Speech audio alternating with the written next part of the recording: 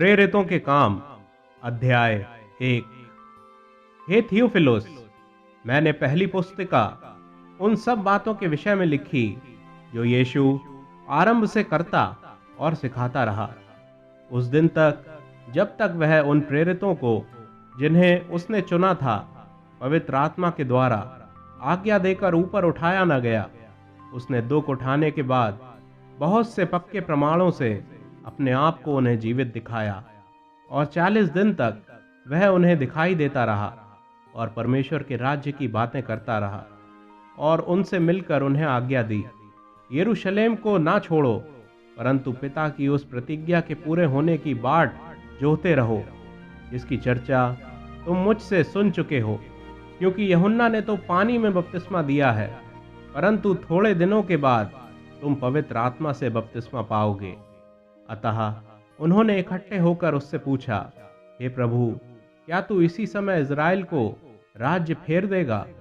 उसने उनसे कहा, उन समयों या कालों को जानना जिसको पिता ने अपने ही अधिकार में रखा है तुम्हारा काम नहीं, परंतु जब पवित्र आत्मा तुम पर आएगा तब तुम सामर्थ्य पाओगे और यरूशलेम और सारे यहूदिया और सामरिया में और पृथ्वी की छोर तक मेरे गवाह होगे।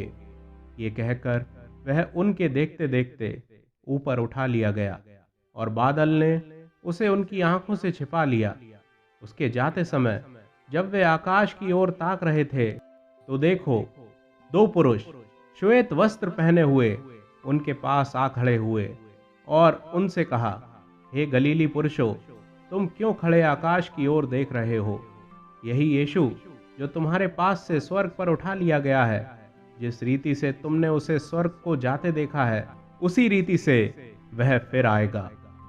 तब वे जैतून नामक पहाड़ से, जो यरूशलेम के निकट एक शब्द के दिन की दूरी पर है, यरूशलेम को लौटे। जब वे वहां पहुंचे तो उस अटारी पर गए जहां पतरस और यूहन्ना और याकूब और अंद्रयास और फिलिपुस और थोमा और बरतुल्मै और मत्ती और हल्फई का पुत्र याकूब और शमौन जेलोतेस और याकूब का पुत्र यहूदा रहते थे। ये सब कई स्त्रियों और यीशु की माता मरियम और उसके भाइयों के साथ एक चित्त होकर प्रार्थना में लगे रहे। उन्हीं दिनों में पतरस भाइयों के बीच में, जो 120 व्यक्ति के लगभग थे, खड़ा होकर कहने लगा, हे भाइयों, अवश्य था कि पवित्र शास्त्र का वह लेख पूरा हो जो पवित्र आत्मा ने दाऊद के मुख से यहूदा के विषय में, जो यीशु के पकड़ने वालों का अगुआ था, पहले से कहा था। क्योंकि वह तो हम में गिना गया और इस सेवकाई में सहभागी हुआ। उसने अधर्म की कमाई से एक खेत मोल लिया और सिर के बल गिरा और उसका पेट फट गया और उसकी सब अतड़ियां निकल पड़ीं। इस बात को यरूशलेम के सब रहने वाले जान गए, यहाँ तक कि उस खेत का नाम उनकी भाषा में हकलदमा अर्थात लहू का खेत पड़ गया। भजन संहिता में लिखा है, उसका घर उजड़ जाए और उसमें कोई ना बसे और उसका पद कोई दूसरा ले ले। इसलिए जितने दिन तक प्रभु यीशु हमारे साथ आता जाता रहा, अर्थात यूहन्ना के बपतिस्मा से लेकर उसके हमारे पास से उठाए जाने तक, जो लोग बराबर हमारे साथ रहे, उचित है कि उनमें से एक व्यक्ति हमारे साथ उसके जी उठने का गवाह हो जाए।